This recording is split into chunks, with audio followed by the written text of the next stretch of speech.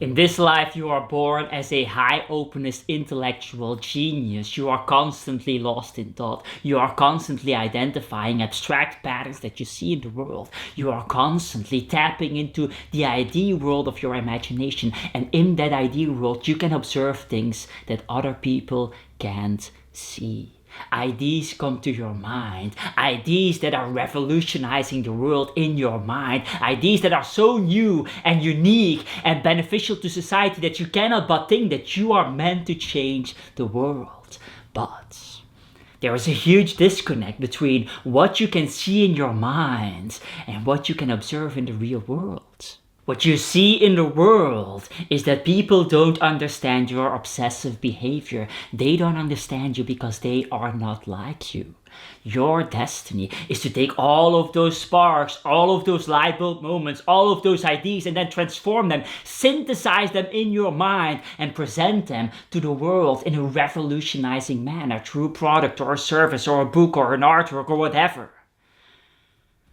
But this takes a very long time. This is very, very hard to do. And so inevitably, people throughout that whole period of time will not understand you because they can't. They don't see in their imagination what you see in your imagination. And because it takes such a long time, oftentimes years, even a decade or more, most of you will quit before it actually happens. Now, this is very much understandable because for all of that time, you are living in solitude, you are being misunderstood, you are experiencing great pain of a society that is not built for you. The normies, they don't see what you see, they don't feel what you feel, they don't have those imaginative, powerful moments where they feel that their destiny is to transform the world, and the world is built for those normies, not for you.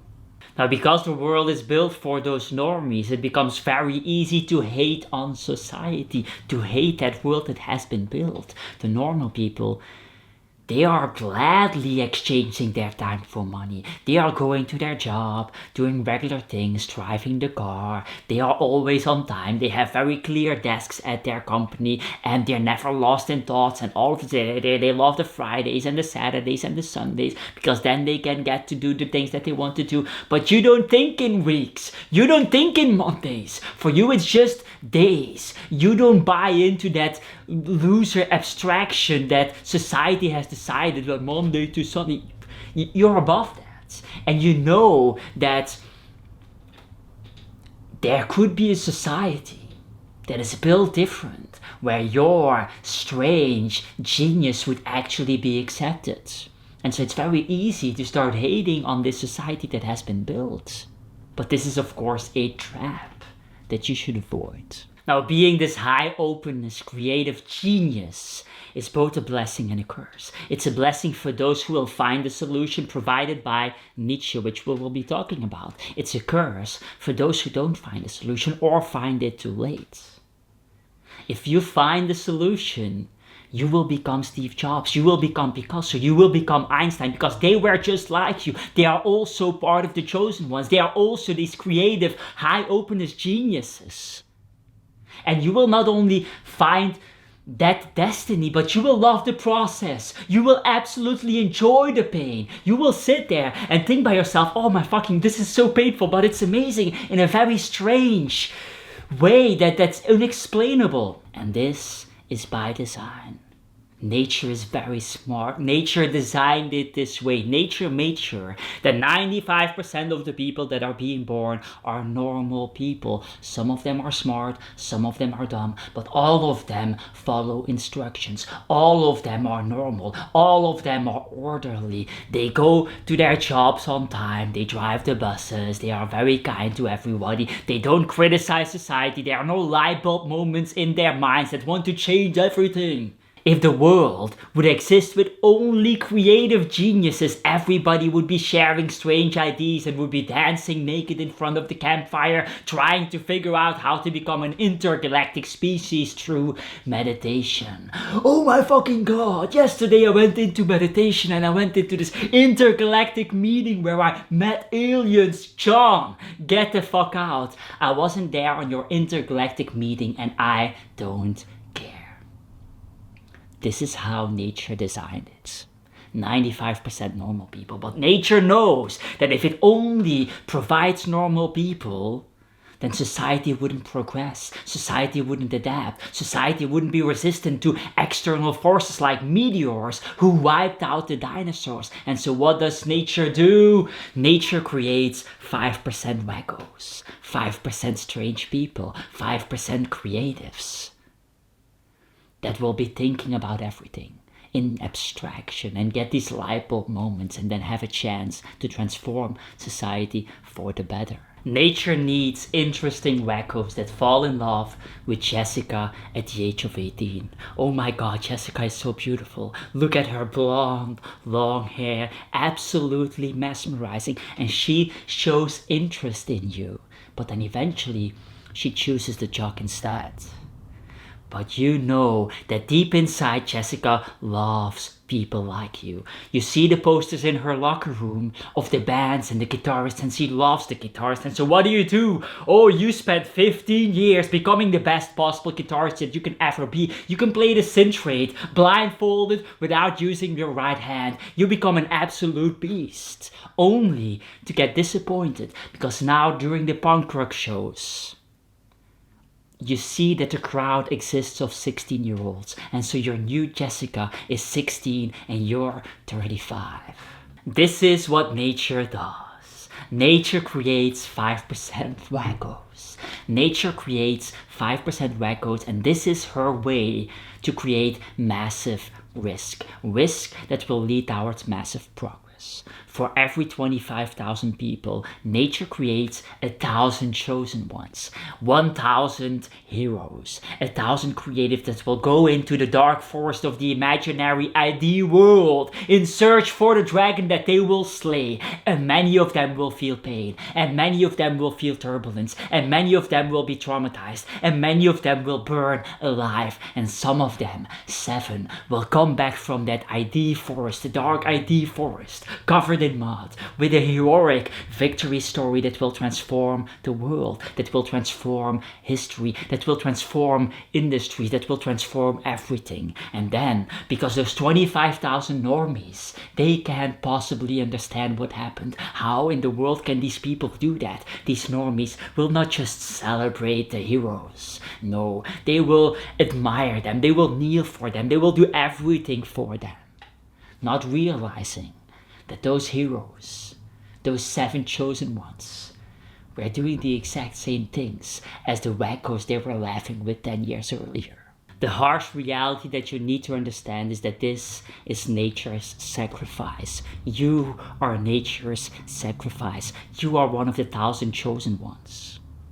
And the reality is that being one of the chosen ones is not the easiest trajectory. The girls will not be choosing you because they want the normie.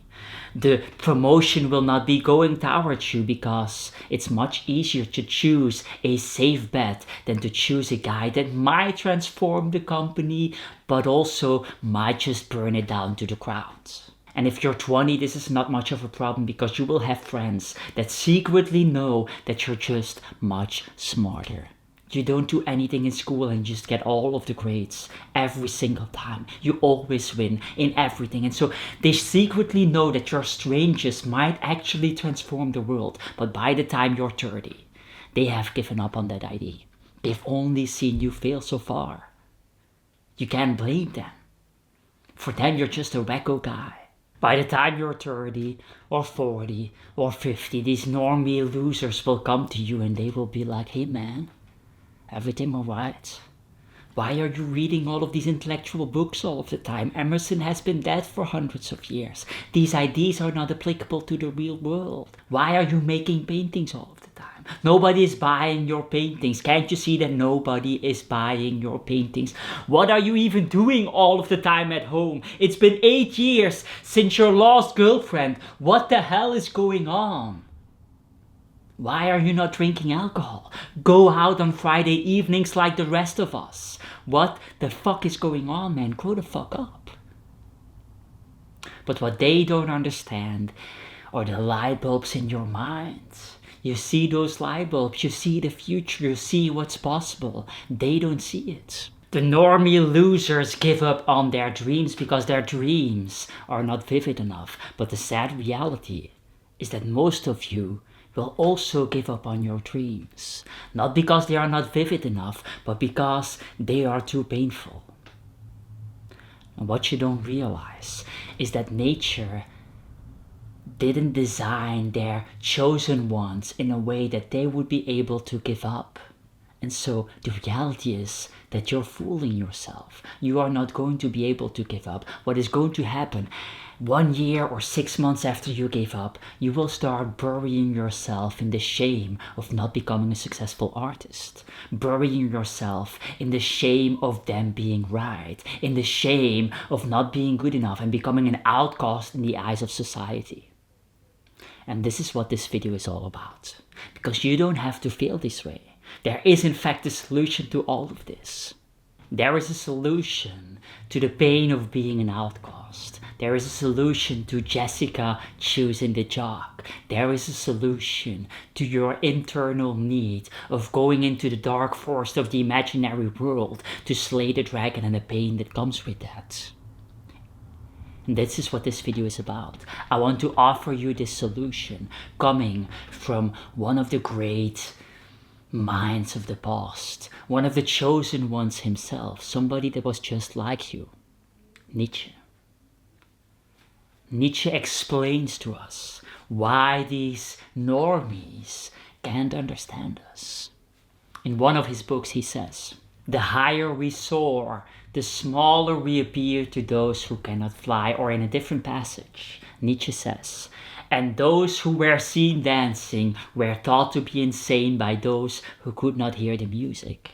Nietzsche is telling us that it's okay to look insane like a wacko, that it's okay to be completely different and misunderstood by society because they don't hear the music, they don't hear the light bulbs going off in their mind, they don't hear the possibility of a better future. And sure, people will think you're a wacko if you start a YouTube channel at the age of 50, but they don't hear the music.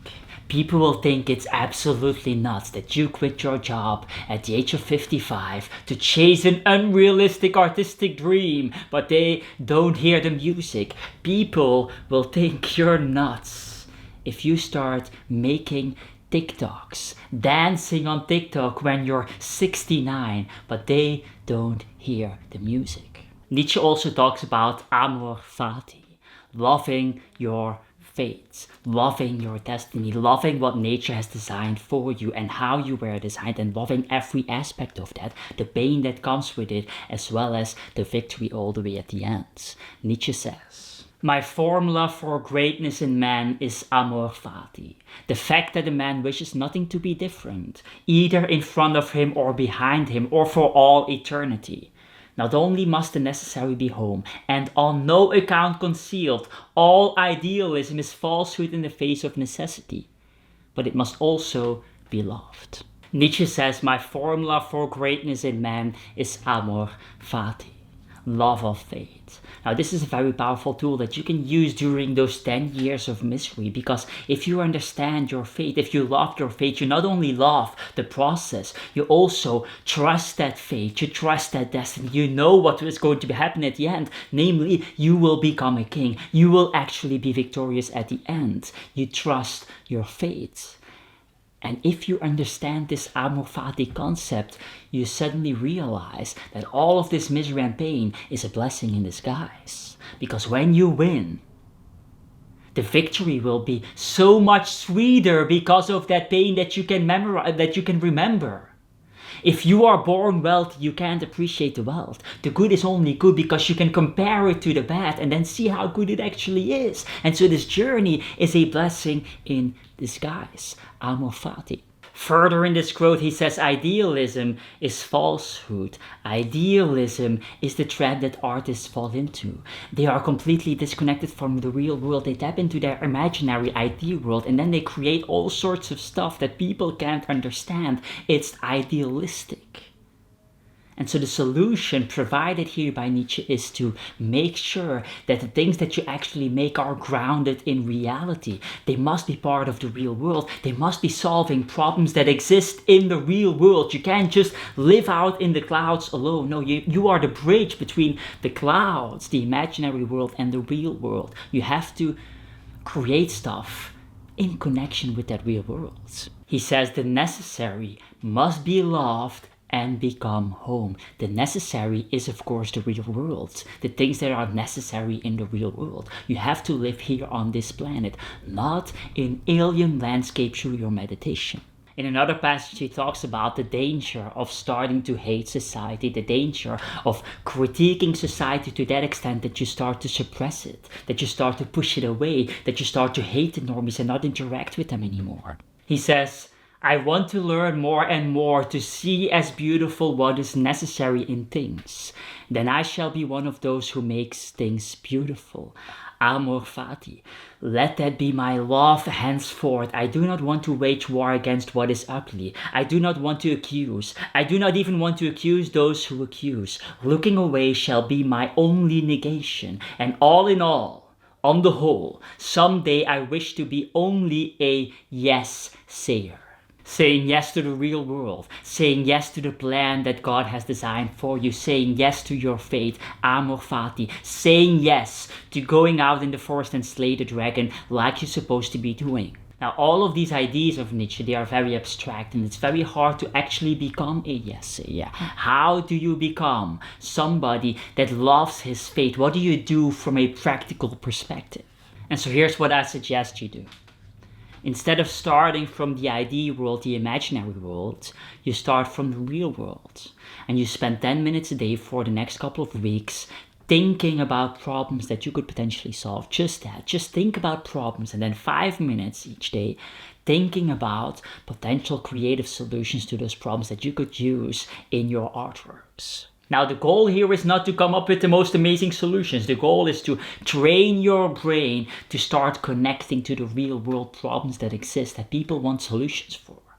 And you will be surprised how amazing your solutions will be after a couple of weeks. Not in day 1, not in day 5, but after a couple of weeks. And then, once you have those solutions, those creative solutions, you make art and you share that art with the world on social media. This is public accountability. And by doing that, by sharing it online, you will see if they actually solve problems in the real world. You will see if it is connected to the real world, if people love what you make. Now, the alternative is, of course, to connect with a community of like-minded, creative, high-openness geniuses that are outcasts of the world so that you can feel understood, which is nothing more than the artist formula community that I've developed. Now, it's not going to be enough to share your creative solutions to problems on social media as an accountability thing. You also need to figure out how to make money from all of your creations. I've made a video about that. Everything I know about making money as an artist in 58 minutes. Link in the description. That said, get the hell out of here.